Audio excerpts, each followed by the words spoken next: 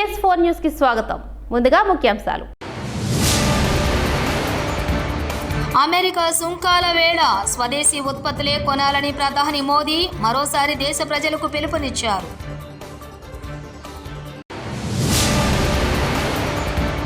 శ్రీశైలం జలాశయానికి భారీగా వరద, 10 గేట్లు ఎత్తి నీటి విడుదల.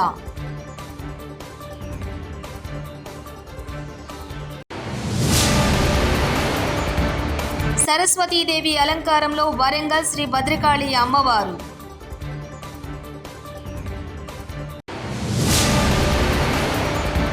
కనకదుర్గ అమ్మవారికి పట్టు వస్త్రాలు సమర్పించిన చంద్రబాబు నాయుడు. అమెరికా సుంకాల వేళ స్వదేశీ ఉత్పత్తులే కొనాలని ప్రధాని మోదీ మరోసారి దేశ ప్రజలకు పిలుపునిచ్చారు.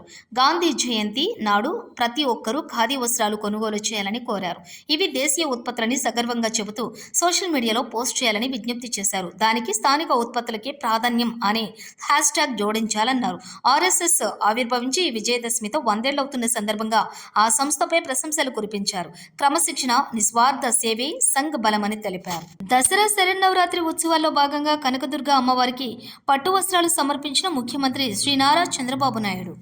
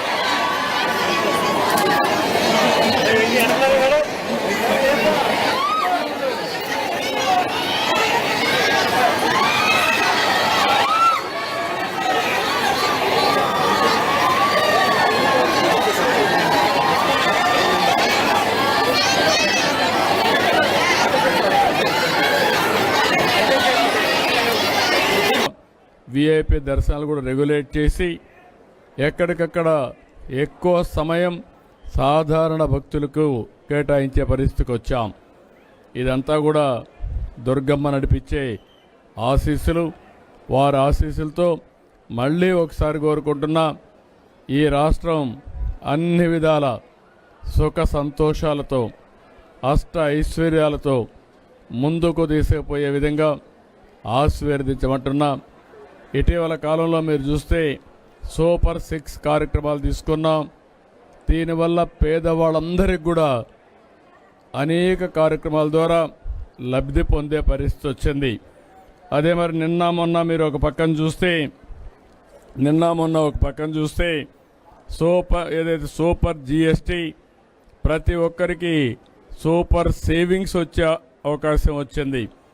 అంటే కొనుగోలు శక్తి పెరిగింది. పేదవాళ్ళందరూ కూడా ఇంత మునుపు కట్టే పన్నుల నుంచి ఎక్కువ రాయితీలు వస్తున్నాయి. దీనిపైన ఆదాయం పెంచుకుని ఏది కావాలంటే కొనుక్కునే అవకాశం కూడా వచ్చింది. అటు కేంద్రం ఇటు రాష్ట్రం 2 ప్రభుత్వాలు కూడా పేద మధ్యతరగతి కుటుంబాలను ఆదుకునే ప్రభుత్వాలు.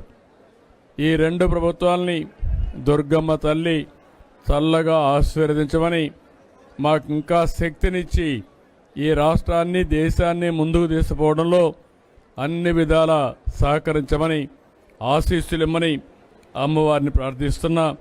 ఈ సంవత్సరం మీరు చూస్తే 14-15లోనే కొన్ని పనులన్నీ కూడా ఘాట్ రోడ్ అభివృద్ధి చేశాం. అదే మరి దాతల కోసం ఒక 9 కోట్లతో డార్మెంటరీ కాంప్లెక్స్ నిర్మాణం చేశాం. ట్రంప్ బాగా చేస్తలేడు, ఇక్కడికి రండి అవకాశాలు ఇస్తానని మాట్లాడే మూర్ఖపు ముఖ్యమంత్రిని ఎక్కడన్నా చూశారా? ఇప్పటి వరకు ట్రంప్ మీద మోడీనే ఒక్క మాట మాట్లాడలేదు. ఊర్లో బజార్లో కూర్చున్నవాడు ఎవరినైనా తిట్టొచ్చు, కానీ ఒక ముఖ్యమంత్రిలాగా ఉండి ఏం మాట్లాడాలో సోయి ఉండాలి కదా. కనీసం 10 సార్లు అమెరికా పోయిన మీ రాహుల్ గాంధీ కూడా ట్రంప్ మీద మాట్లాడలేదు. ఉన్నవే ఇక్కడి నుండి పీక్కపోతున్నాయి. ఈయన సక్కదానానికి వాడొచ్చి పెడతాడా? మాజీ మంత్రి ఎమ్మెల్యే జగదీష్ రెడ్డి. ఎవడన్నా ట్రంప్ బాగా చేస్తలేడు, మీరు ఇక్కడికి రండి, మీకు ఇక్కడ అవకాశాలు ఇస్తా అని మాట్లాడినంత మూర్ఖ ముఖ్యమంత్రిని మనం చూసినా మీరు ప్రపంచంలో, ఈ దేశంలో? ట్రంప్ మీద మోడీనే ఒక్క మాట మాట్లాడలేదు ఇప్పటివరకు.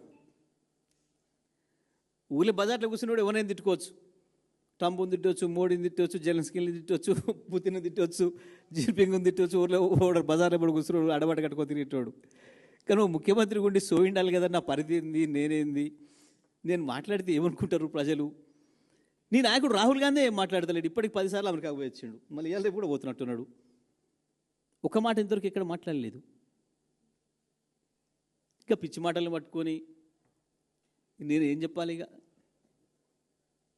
వాళ్ళు దేశాన్ని నడిపేటోళ్ళే మాట్లాడే స్థితిలో లేని విషయాలను పట్టుకొని మీకు ట్రంప్ ఇబ్బందులు పెడుతున్నాడు కాబట్టి మీరు అందరికి రండి మా కాడికి. ఉన్నోడే పిక్కపోతున్నాడు. ఈడికి వచ్చిన సంస్థలే పిక్కొని పోయినాయి. ఒక్క రియల్ ఎస్టేట్ కంపెనీ కొత్తగా వచ్చాడు కాదు, పాతదే ఒక్క పని మొదలు పెడతలే. ఈడ హైదరాబాద్లో ఒక్కటి ఏదైనా హైరైజ్ బిల్డింగ్ ప్రారంభంగా చూసిరా మీరు మధ్యకాలంలో ఎక్కడన్నా?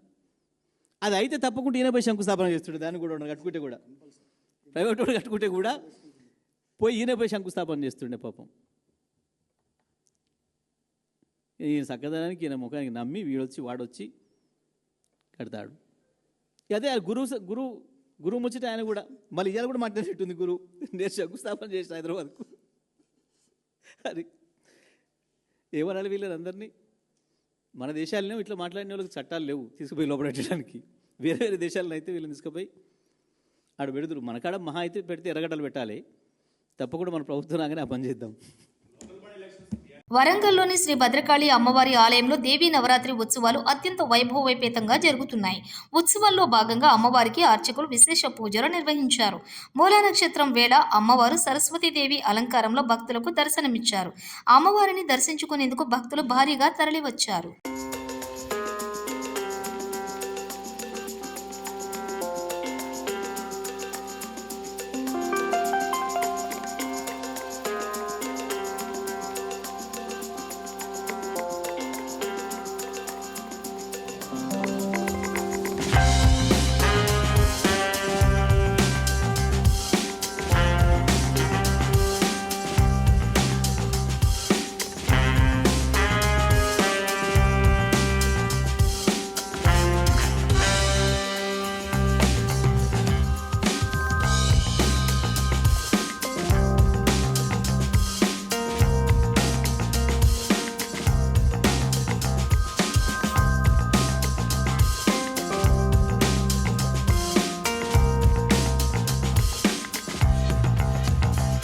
శ్రీశైలం జలాశయానికి వరద ప్రవాహం మరింత పెరిగింది. జూరాల సుంకేశ్ల ప్రాజెక్టు నుంచి వరద మరింత పెరుగుతోంది. శ్రీశైలం ప్రాజెక్టులోకి ఈ సీజన్లో తొలిసారి 6 లక్షల క్యూసెక్లకు పైగా వరద చేరుతోంది. ప్రస్తుతం 6,10,484 క్యూసెక్ల వరద వచ్చి చేరుతోంది. 10 స్పిల్వే గేట్లను 23 అడుగుల మేర ఎత్తి 5,90,772 క్యూసెక్ల నీటిని దిగువకు విడుదల చేస్తున్నారు. పోతిరెడ్డిపాడు హెడ్ రెగ్యులేటరీ నుంచి 5,000 క్యూసెక్లు, ఎడమగట్టు విద్యుత్ కేంద్రం నుంచి 35,315 క్యూసెక్కులు, కుడిగట్టు విద్యుత్ కేంద్రం నుంచి 29,097 క్యూసెక్కులు విడుదల చేస్తున్నారు. శ్రీశైలం పూర్తిస్థాయి నీటి మట్టం 885 అడుగులు కాగా ప్రస్తుతం 883.10 అడుగులకు చేరింది. ప్రాజెక్టు పూర్తిస్థాయి నీటి నిల్వ సామర్థ్యం 215.80 టీఎంసీలు కాగా ప్రస్తుతం 205.22 టీఎంసీలుగా కొనసాగుతోంది. అచ్చంపేటలో జనగర్జన సభ పెట్టినందుకు సిరిసిల్లలో సింహగర్జన సభ పెట్టాలని మా అధిష్టానాన్ని అడుగుతా. నేను అచ్చంపేట ప్రజల గుండెల్లో సుస్థిరమైన స్థానం సంపాదించుకున్న నాయకుడిని. బీజేపీ నేత గువ్వల బాలరాజు. మీ అవినీతి, మీ పనికిరాని తనం విషయంలో సిరిసిల్లలో సింహగర్జన ఏర్పాటు చేస్తాను. దమ్ముందా కేటీఆర్? స్పందిస్తావా నా సవాలుకు? అక్కడ వచ్చి ఏదో నెగ్లెక్టెడ్గా మాట్లాడిపోతా ఉన్నావు. ఎవరో కాదు, ఉద్యమాన్ని నిర్మించినటువంటి బిడ్డడు గువ్వల బాలరాజు అంటే. ఆ గులాబీ జెండాను మోసుకు వెళ్ళినటువంటి సైనికుడు గువ్వల బాలరాజు. గువ్వల బాలరాజు స్థానాన్ని ఇంకోరితో పూరుస్తారంట. గువ్వల బాలరాజు అచ్చంపేట ప్రజల గుండెల్లో సుస్థిరమైనటువంటి స్థానాన్ని సంపాదించినటువంటి విషయాన్ని మర్చిపోవద్దు. అమెరికా సుంకాల వేళ స్వదేశీ ఉత్పత్తులే కొనాలని ప్రధాని మోదీ మరోసారి దేశ ప్రజలకు పిలుపునిచ్చారు.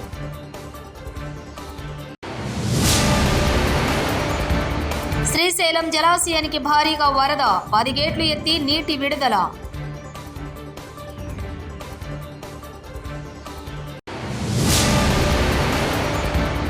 సరస్వతీదేవి అలంకారంలో వరంగల్ శ్రీ భద్రకాళి అమ్మవారు.